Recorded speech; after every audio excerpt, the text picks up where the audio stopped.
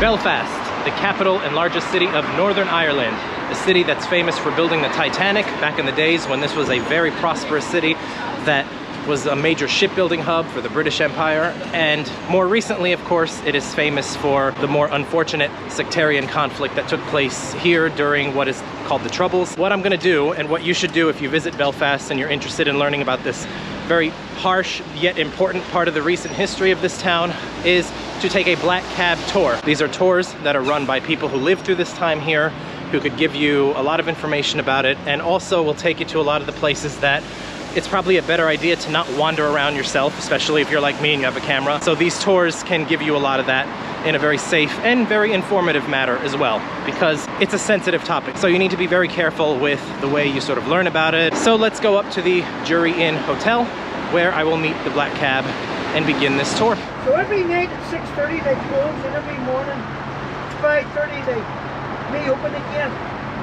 Now if you're in the middle when all the gates are closed, the something going a long way round. We Catholics and the Protestants are living beside one another. Socially and economically they're exactly the same. Politically and religiously they're not.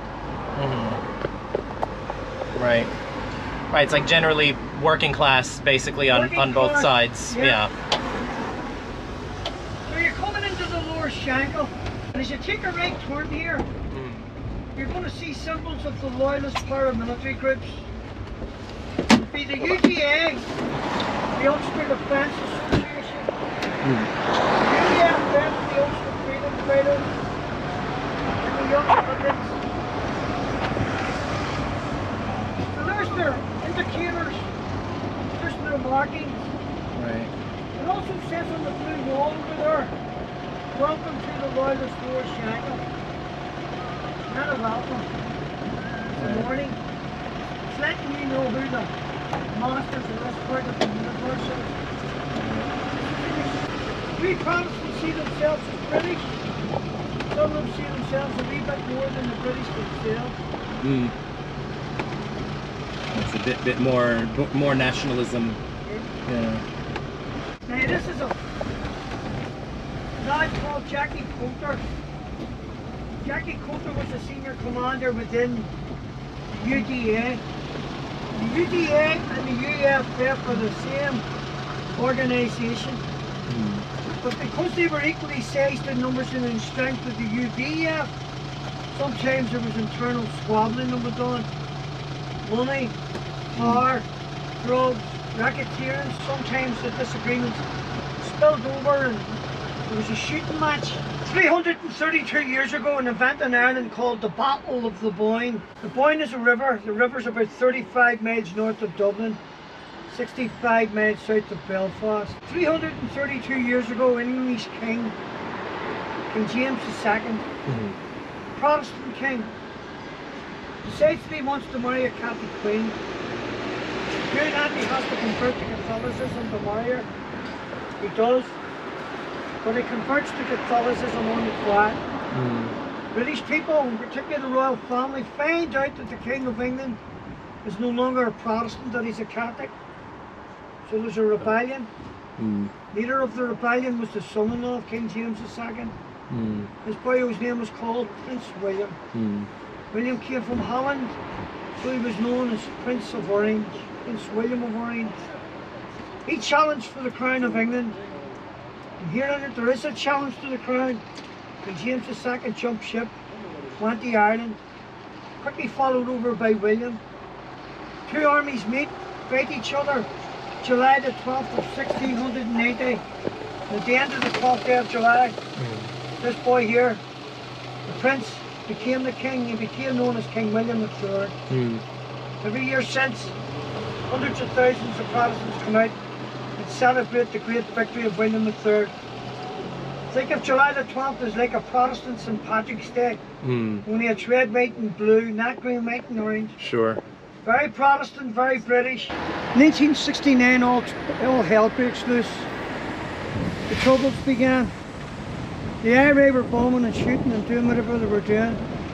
And the response from the Protestants was, take the war to the IRA. Question, who's the IRA? Answer, secretive organisation. So the loyalist paramilitary groups decided to target Catholics in the hope that if they shot enough Catholics dead would put pressure on the IRA to stop. They were never for stopping. So it was just going to be the slaughter of the innocents. Stevie was a local hero, local guy from this area.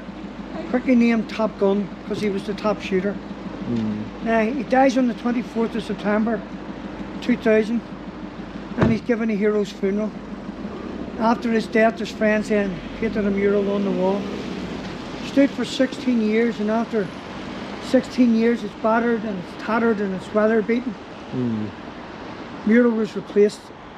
Yeah, This is a local hero. Looks quite, because the mural looks quite fresh. It doesn't look like it's been up here for 20 years. No. It's a newer one. This is what you've got. Two guys with guns. Walk up towards them. Watch to see the way the guns follow you. Go ahead. Okay. It's just a lot of people say, well, that's not being gay, you know, because they're extraordinary people. I don't look like them.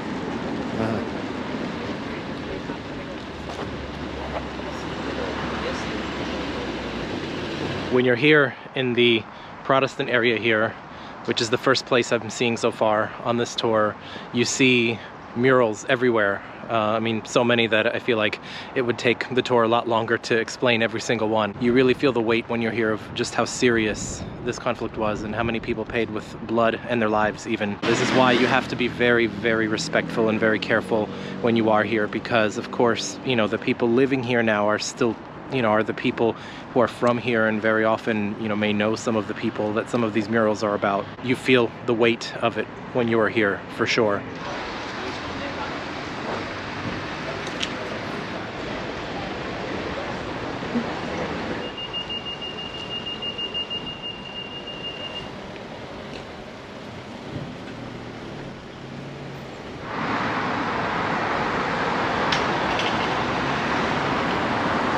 Alright, so the cab has just dropped me off here near the wall at the border between the Protestant and the Catholic sides, and here along this sort of border area, which I'm going to walk across now, it's along the gate that closes at night. Still to this day, for security purposes, the gate closes at night and reopens again every morning, and it is here where we are going to walk across from the Protestant to the Catholic side, and the wall that goes along here through this gate nowadays has a lot of tributes to other conflicts that are going on in other parts of the world that, you know, regardless of how similar or different they are, you know, the walls sort of show and kind of pay tribute to other conflicts going on around the world. Now we're kind of in between.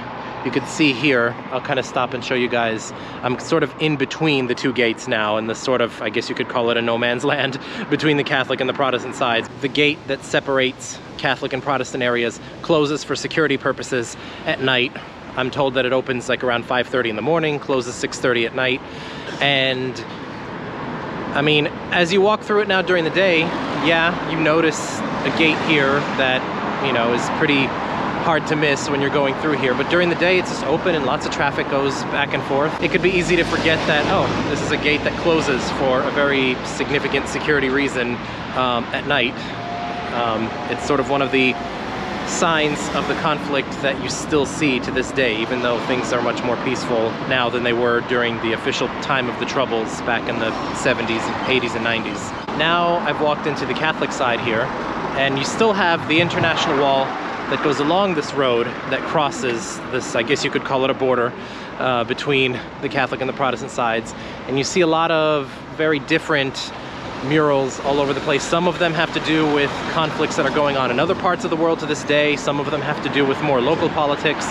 But regardless of, you know, whatever your perspective is on them, the art behind it is actually quite remarkable.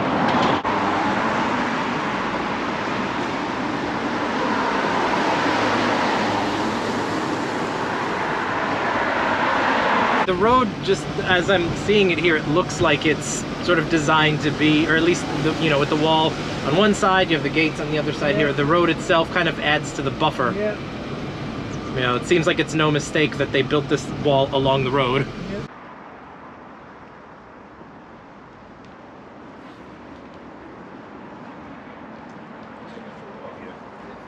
So this is the Peace Wall here in Belfast.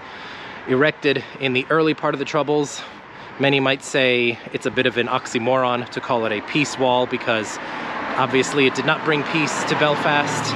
A lot of people killed each other on both sides after the wall went up. And even though things are more peaceful nowadays, it is still, of course, a very sensitive matter. There's many different arguments, of course, about whether the wall is a good or a bad thing. Some say that yes, it does help to keep the sides more separate so they kill each other less. Others say that it contributes to sectarianism even more, which is the underlying problem anyway.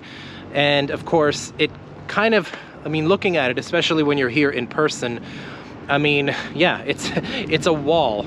It's designed to keep people separate, and people being separate and having those differences amplified is kind of, you know, part of the problem, right? When you look at this wall, especially up close, when you see just how tall it is, and knowing when it went up and what has happened since it went up, and knowing that there are other similar conflicts in the world where walls have also gone up, you know, it kind of makes you think, all right, is it really a peace wall? Is it just keeping people separate and amplifying that separation? There's a lot of different opinions on that, obviously, but all I will say is I really don't know if the wall itself has so much to do with peace. But a lot of what you see along the wall down at, you know, human height level is a lot of signatures, a lot of writing from people, mainly people like me that just come and visit Belfast and learn about this important thing about Belfast. People signing their names, hoping for peace. And you see some references to other conflicts in the world where there's walls up as well. Of course, I also hope that more peace can come to not only to Belfast, but to other parts of the world where the conflicts are still raging in a much more violent way than Belfast still is today. I hope that the peace that this wall is supposedly intended to bring, I hope that the actual peace can happen, and not just the symbolic peace or just the words from people who wish for peace. Actual peace, so people can stop killing each other for their ethnic or racial or religious or whatever other differences.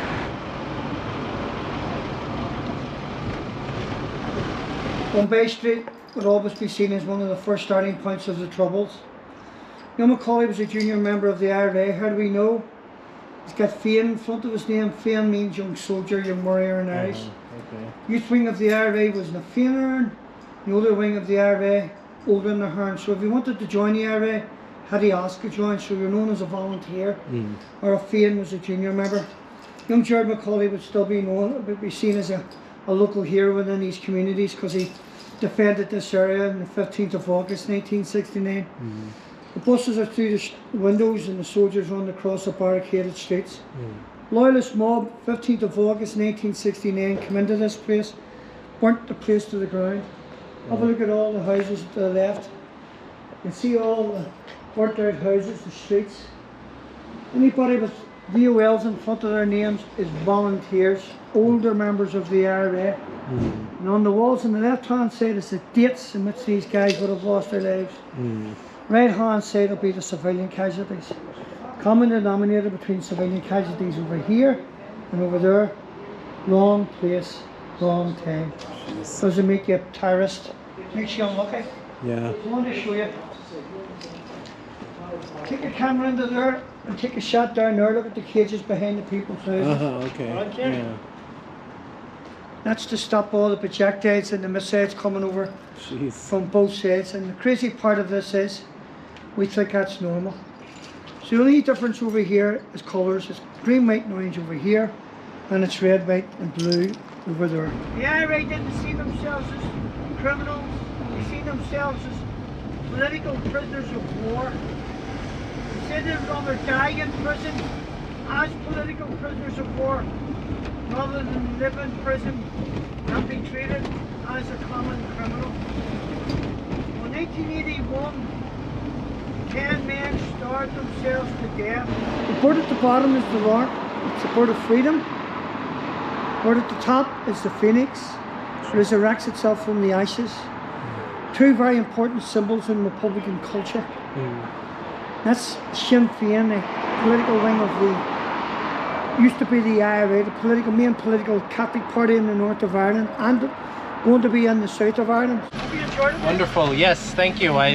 I appreciate it very much, and I appreciate your patience with me getting all the different shots and everything, because I know with you know, as a video maker, I probably spend a little more time than most with the photography side of this. Are there a lot of people who come here to take these tours? Oh yeah, we're busy enough for them. Yeah, sure. All year round? It's busy anyway. Ireland's on the map, like, Ireland's on the map big time. You know? Yeah. And particularly Belfast. What's the sort of general reaction that people tend to have when they go and when they see on this tour and they really get to see up close? Surprised that the walls are still open, that the gates are still being closed. Yeah. There's people here just get on with their lives and do what they have to do. Are you born and raised here, or are you? Yeah. Been here a long time.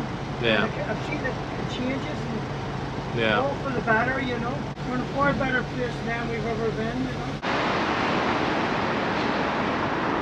So back in the center of Belfast, and of course here now, life goes on like normal. You wouldn't really know that this sectarian conflict that you learn about when you go visit the neighborhoods on the Black Cab tour was really going on. As the cab driver mentioned at the end of the tour, you know, life goes on.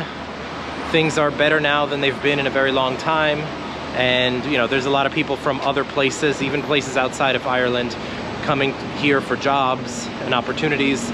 So, you know, Belfast overall is actually in many ways a really nice city, and I'm finding as I walk around here, my impressions of the city are that, okay, it seems like a nice place to live and work. I mean, here in the city center, there's a lot of people walking around. A lot of the buildings look really nice and well kept.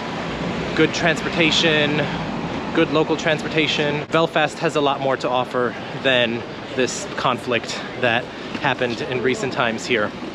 So, but nevertheless, the Black Cab tour is a great way to learn about that, and I'll leave a link below to where I found the tour that I took. About 2 hours long, hour and a half to 2 hours, depending on how long your cab driver will go around, depending on how long you take to go out and take photographs and everything. It was a little under 2 hours for me,